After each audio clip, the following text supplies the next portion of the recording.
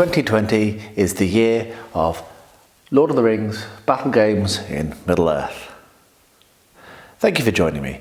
This year I'm going to be going through all of these amazing magazines, and my plan is to make all of the terrain in all of the magazines. We'll see how well that goes. Lockie over at Zorb has also managed to get hold of a big batch of these battle games in Middle-earth magazines, and he's got a much grander plan involving live streams and miniatures and games and loads of other stuff, and I cannot recommend highly enough that you get over there and check out what he's doing.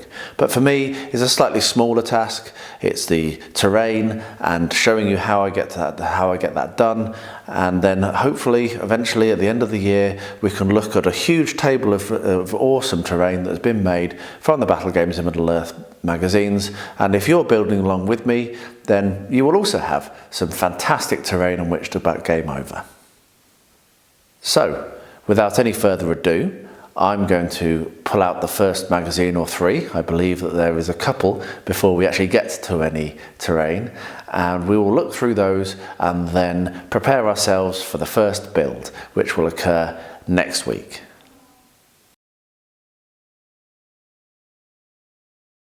In this, the first episode of my Battle Games in Middle-earth series, we're going to look at magazines number 1 and 2. You'll see why 2 in a minute. So first of all, Battle Games in Middle-earth number 1 is an introductory magazine, and the modelling area is all about how to go about building a battlefield potentially without having to do any making at all. Now that's not really my scene, as you can probably tell from my videos. I really love making terrain, but the key thing to say here is you don't have to do that sort of stuff. If you don't want to, there's nothing wrong with that. This hobby is all about having fun, and you can do something as simple as putting a couple of big books on the table and putting a cloth over it, and you've got yourself a hill. Or pick some stones up from outside and make use of those, and some gravel and what have you that you may pick up off the floor. Or indeed, buy stuff. There's some really good terrain out there now, particularly with 3D printing coming along. People are making more and more affordable terrain all the time. So there is no reason for you to not have nice terrain on your tabletop, even if you don't want to get stuck in, like I obviously like getting stuck in. Of course, we all want something that looks like this, and this is our aim. We're going to be making all sorts of terrain during this series, and at the end of it I hope that we'll have an amazing tabletop to show off. So that was a very quick sweep through the terrain elements that are in Battle Games in Middle-earth magazine number 1. Now to look at magazine number 2, and there is something to make in this one. So we will step through to pages 18 to 21.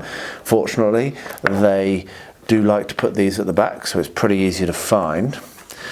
And we will find in this area of the magazine some hints and tips as to the sort of items that you might want to gather together if you're about to start building along with the magazines, and indeed with me, Beard Clipper, as I go through these.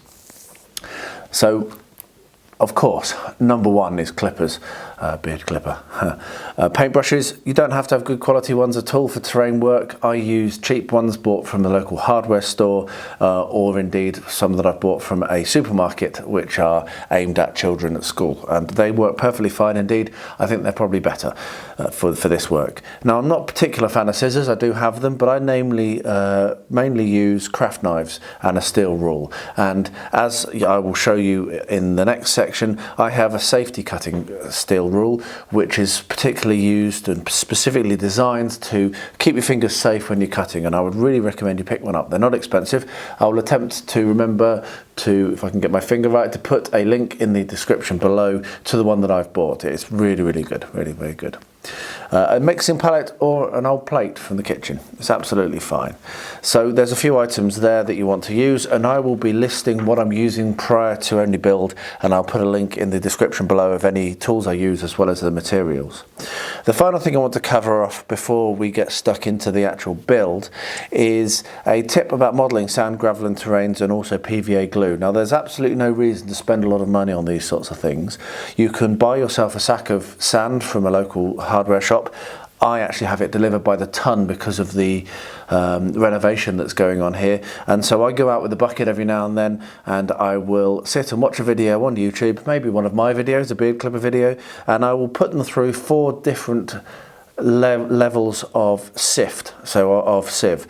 And that means that I end up with gravel and with small sand and everything in between. So they scale rocks right the way down to the sand that I use for my basing, my terrain basing.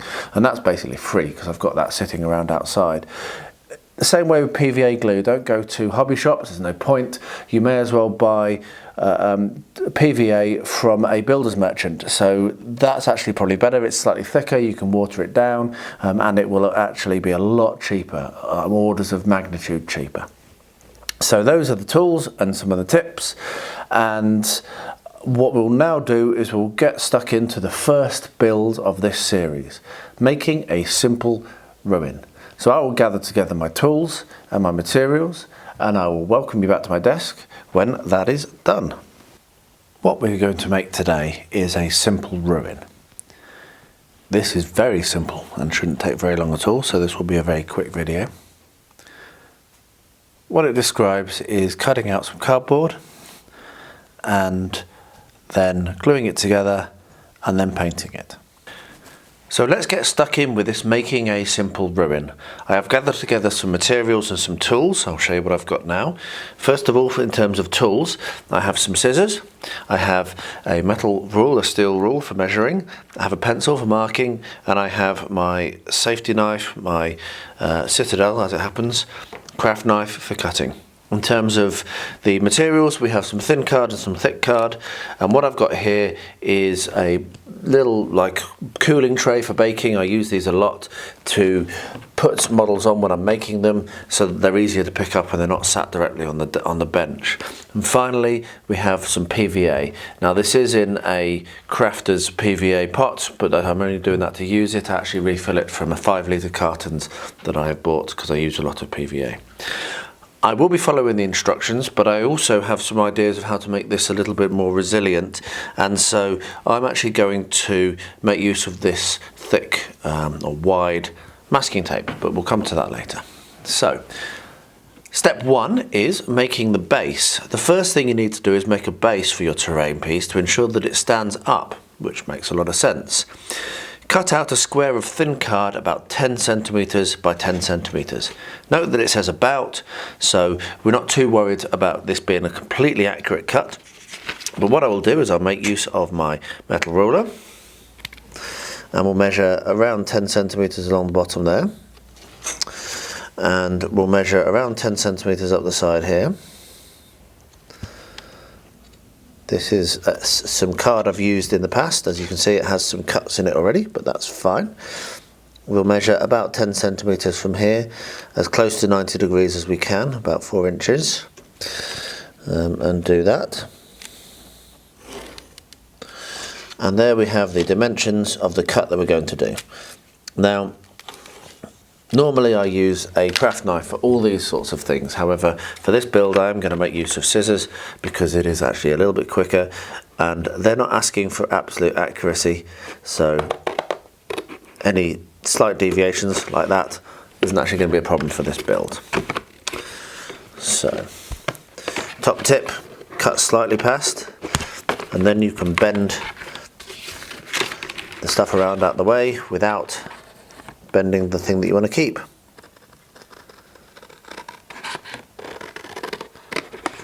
There we are. Right, that's good enough. We have a 10 by 10 square. Okay. Next, using your scissors or craft knife, round off the corners of the card to make them curved. Remember, rounding the corners saves a lot of wear and tear later. There's another top tip. So we'll do that. So we'll just round them off gently with the scissors. And this is why I think that the accuracy isn't so much of an issue. So that's the base done, and that's taken a couple of minutes at most. Next up we have constructing the walls, which is part 2. Cut out a rectangle measuring 9 centimetres by 7.5 centimetres, and note this time it does not say about, so we probably need to be a bit accurate on this according to these instructions. I'm not sure why it's different. From thick corrugated packing card. So This packing card section that I have here, which is a tab from a box, a delivery box, is a little bit too big. It's 9, which is not quite the correct dimensions along there, so we are going to have to cut it all. So I will once again go 7.5 centimeters there, and we'll go 9 along the bottom. And what I will actually do to make this easier is go 9 along the top there, cut along that line to make it easier for me, because this is pure waste. Cut along the line there.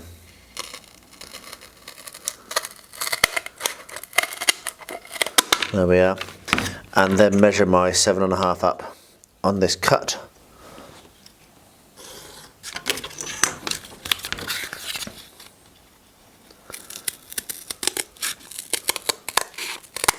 Okay, so we have a base and we have the first part of the walls.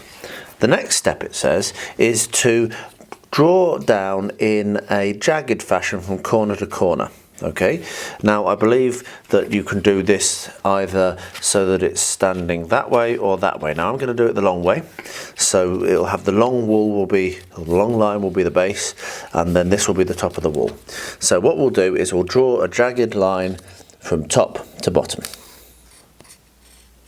You can tell that I'm an artist. Look at that, isn't that beautiful? Right, this is where the craft knife comes into its own. You'll find this a much easier technique than attempting to do this with scissors. Be very careful, because you can easily stab your finger. What you do is you push through the whole thing with the knife and carefully saw towards you, and that will do it. Rather than it causing bends and damaging the wall in other ways, this is the best way I've found to cut something serrated like this. Just be very careful that you know exactly where your fingers are on the other side, or otherwise you might need plasters. To be honest, that should probably be in your toolkit, the amount of times I've cut myself. Once that's done, you can turn it round to the other side and you'll be able to see any bits that you've missed quite easily, and do the same technique, being very careful with your fingers. Push the knife through and do a sawing motion just to clear up the last little bits of card which weren't quite cut. There we are. So we have our 2 walls. Now this is where I'm going to diverge from the instructions slightly, because I think that that join there with PVA is not going to be, just PVA is not going to be very secure. So what I would suggest that you do is that you take some masking tape and lay down, and remember you can trim this quite easily, lay that down like that and cut it off, and you can trim this, and then get the other one, okay, bend it round at 90 degrees, and then get the other, there we are. Okay, so that will now be much more secure when you put the PVA in. To do the PVA, we will simply draw a bead down the edge, use your finger to smear it. You can wipe any excess off on the base, because, well, that's perfect. Position your wall carefully on the edge, and then with my technique use the masking tape to hold it in place. Okay, what I will now actually do is trim off that excess, because it's going to get in the way now. Maybe you should do that before gluing. Make sure that bottom bit is absolutely fine. There we are. Okay, the next thing to do is to put it onto the base. So what we will do here is, again, we will draw a bead of glue, and this time I will apply it to the bottom of the card. There we are. And you can be quite generous in this bit, and then simply sit it down onto the base like so. Now you can see why having this little cooling tray is so useful, because it's easy for me to maneuver that without having to pick it up, and it's very good that, because you don't want to shift this around too much. That now needs to be left. It is going to take a little while to dry, so I will now stop the camera and we'll return later on to complete the build, which does include painting and finishing off, and I'll have to trim up my masking tape. So I hope you've enjoyed that so far. I will be back very shortly in your time, and probably in a couple of hours in mine, once that's dried, and we'll show you the next step. The next and final step for this build is to paint it. Now I'm going to do this following exactly the instructions, and then maybe later on, start that again. The next and final step here is painting the base and the walls. Now I'm going to do exactly following the instructions, and I have another one that I've also made on which I will do some more advanced basing techniques just to show you. But this one will do exactly how it says in the instructions.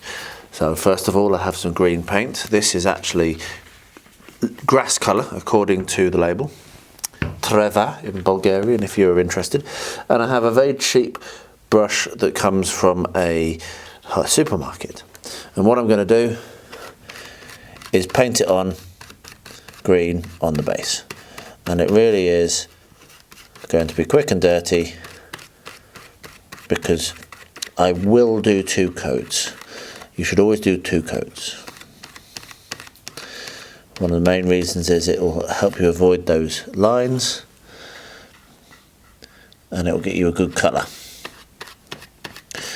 Now for grass, lines aren't such a bad thing, because, well, grass does have lines in it, but it doesn't have brush lines, so just be careful how you're doing that.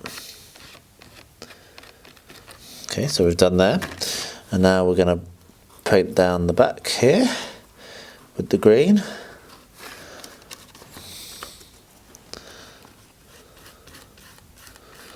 And we're done, as quick as that. There we are, green. So the next thing it says to suggest is to paint your wall with a light grey. It says mix black and white. Now I don't need to do that, because being posh, I have light grey. So what I now need to do is trim this off this masking tape. And I'll just use a sharp knife to do that. Now the best way to do this would have been before I put any paint on the model, but for now it will work fine. It doesn't need to be that neat and tidy, to just shave it off like that, and because it's masking tape it tears quite nicely, and what we're looking at doing is just regaining that step shape that we had. The purpose of the masking tape is to reinforce the corner, not to cover over so much of the wall.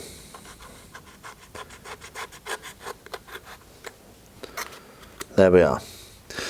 And now what I will do is I will paint grey. I have light grey in a pot here,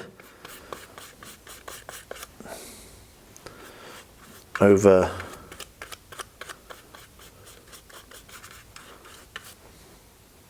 the walls.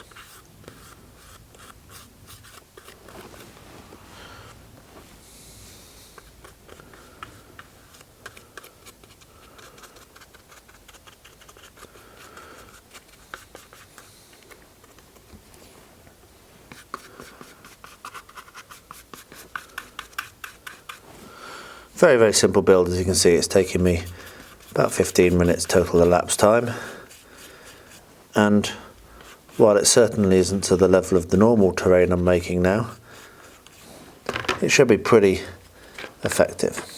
So we've got paint on both sides drying. I will do another coat of that shortly. I will now leave that. The problem you will have with this sort of terrain is that if you look at that, look at how bent that is already. Now, the way to counteract that is to weight it down. And wouldn't you know, I don't use them in the gym. There we are. That's just a nut from a bolt, even from a weights kit. So I will leave that now to dry, and I'll come back later to do another coat. I'm going to do a second coat of the light grey. So I have a bigger brush this time. I think it will make it easier to use a bigger brush. So let's do this.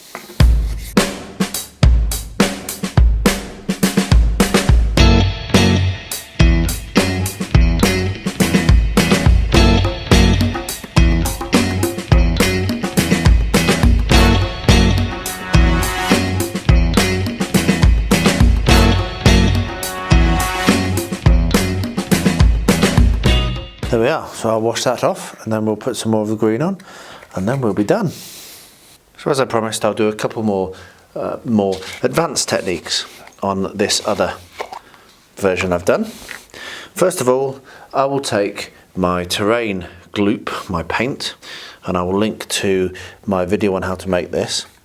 And I'll put this on here. Now this is going to cause warping. There's not much I can do about that because it's going to be quite wet. And it is the moisture drying that contracts and causes the warping to occur.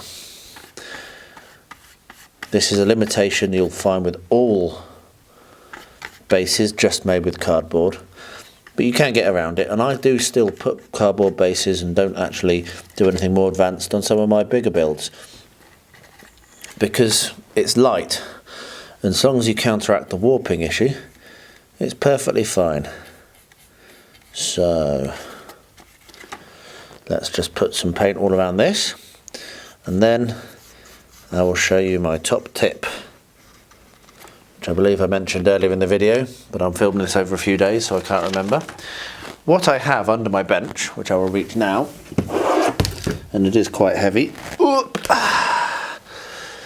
is this bucket, and as you can see on the side it says Builder's Sand number 1. What that refers to is the size of the sieve that I used when I sieved this out of my pile of builder's sand. And what I do is I will scatter that right over the top of this without really worrying too much about being neat, tidy and accurate. Leave it for 3, 2, 1, that long, empty it back in, and wouldn't you know, we have texture. And it is that quick and simple to put texture on a base. What we could now do when that's dried is we could just paint green over it and it would be sufficient, or we can put flock on it, and what I will be doing is putting some flock on it and making that a little bit more advanced and look a little bit nicer. Next we're going to attempt another technique on this slightly more advanced version of their wall. What I have here is some black tile grout, and I have a little bit of water here. And what I'm going to do is I'm going to make this up not too watery, just a little bit of water at first, mixing it in with an old paintbrush that I don't mind getting tile grout all over. And tile grout is a funny thing, it's hard to mix.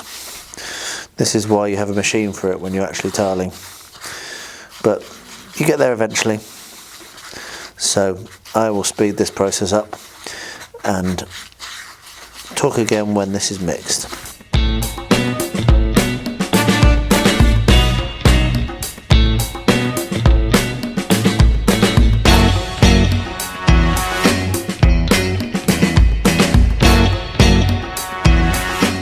As you can see, do not give in to the temptation of adding more water because it doesn't seem like it's mixing. It will mix eventually, as you can see. Now, this will now dry nice and hard. What I'm going to do is I'm going to put a little bit of my sifted sand in, so that will be just sprinkled in and mixed in as well. Not too much. It is not a scientific process, this, so I'll mix that in, and this is to act as a thickening agent. As you can see, it really works. So now we have quite a gritty texture, and what I'm going to do is paint that on the walls.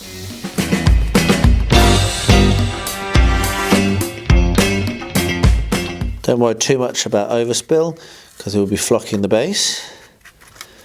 But what we can do is we can use it to fill in that gap at the top, which on the basic one is quite annoying for someone like me who likes things to be completed.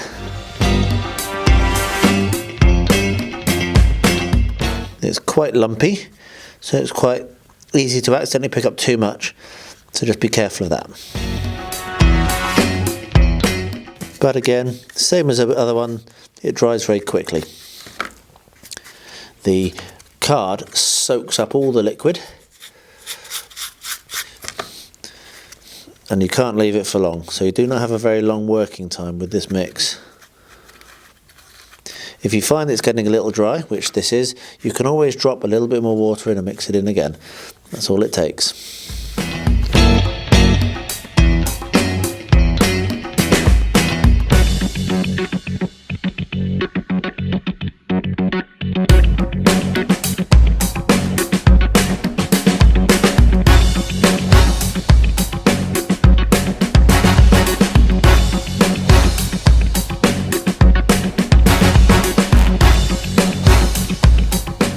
There we are. Right, that is looking very good. I'm quite pleased with how that's come out. I will now leave that to go off. It will not take very long, as you have seen, because of how much the cardboard actually picks up the liquid, the moisture out of the mix. Oh, as you can see, just looking around, you can see I've missed a bit down here. So let's get in there and fill that in. There we are. Perfect. Right, I'm going to wash my brush before it gets even more ruined and try to think if there's a use I can make for that leftovers. I really don't like waste, but off the top of my head I can't think of one, so it probably will get wasted. And I'll be back shortly with the flocking and then the final process on this advanced version. It is very shortly after I applied the grout mix, and what I'm now going to do is do the flocking. So this here is my terrain glue, which I mixed down a little more watery, and I'm going to put this on very, very carefully because I haven't sealed the sand, which I normally would do, but I'm doing this fast. I'm doing this quick and dirty. Normally you would be looking at sealing down the sand with a coating of this on its own, and then and only then would you be looking at applying any flock. Now you can see that it is reactivating the sand and also reactivating the black tile grout, which is a bit of an issue, but I think it'll look okay. I don't think it'll be a big problem. I'm not going to go right up to the base. I want to leave a little bit of sandiness and a little bit of variation here. So we're just going to put enough of this terrain glue on there.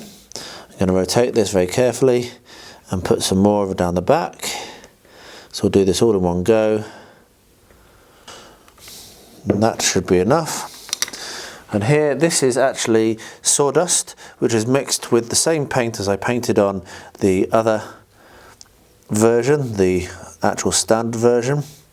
So this is also made with the colour that's actually called grass. And what we'll do, I'll turn that round actually so you can see it, that'd be better, wouldn't it? There we are. What we'll do is we'll sprinkle some over. And because I'm only going to go for this colour, I'm not going to do any gradation on this. And that should be quite generous in this first covering. You can watch my other videos for more advanced flocking techniques. You can see that gives a good covering, and we'll come around and do the side. Don't worry too much about overscatter. That grout mix is pretty dry by now. And finally the last bit. And now what you've seen here is very simply using some other advanced techniques, but not very much more time. You've got a much better result. You've got texture on the walls, you've got texture on the ground, and hopefully it's a little bit more hard wearing as well with the grout. Once that's dried completely, that should give it a little bit more, it should make it a little bit tougher. So there you are. That is the first build, done twice, One following exactly the instructions in the book, and you can see here, and it looks pretty nice. I think that will look very nice on the table, and you'll see it on the table later. And the second one, which I've done a little bit more advanced, I've used a bit of sand scatter on the terrain paint to do the base. I've used a grout mix with sand to cover the walls, and then a very simple sprinkle of the flock, which is homemade in my case, but you can purchase that if you wish to, and that has come up with a very nice looking result. So there you are. So there you have it. That is the first episode of my Battle Games in Middle Earth for 2020. I do hope that you've enjoyed it. Today we have made 2, not just one as you would in the books, but 2 different amazing ruins. I mean, I'm just blown away actually by how good they are, and it does show the skill of the guys that wrote the book, that they can make something so simple and yet it looks really good. Next time round we'll be doing magazine number 3, and that involves making a simple hedgerow. I do hope that you'll join me for the next one of these, and if you've liked this then please do subscribe, click that bell so you're informed of whenever I do publish another video, and tell all your friends, comment below, get in touch, let me know what you liked, what you didn't like, and make sure to spread the word about Beard Clipper.